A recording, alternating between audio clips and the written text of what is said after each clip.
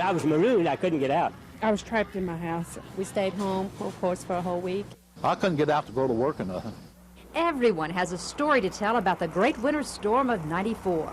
Remember the morning of January 17th. Reports of 21 to 22 inches of snow. It's a nightmare out there. So what about this winter? Can officials look us in the eye and say next time this happens, our world won't stop? If you're living on a cul-de-sac somewhere in this community, it's still going to be a while till we get to you. But in terms of the priority roads, the main arteries, the secondary roads, the hospitals, the dialysis clinics, the food facilities, and all of those kinds of operations, we now have a game plan in place and the equipment to implement it that we think will do a much better job than in the past.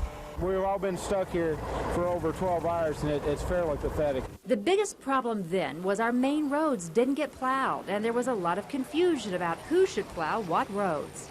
So what's different now? The biggest change is that the city, Jefferson County, and state of Kentucky have come up with a plan for cooperation. It looks like this on paper, but all those lines spell a big difference in snow removal priorities.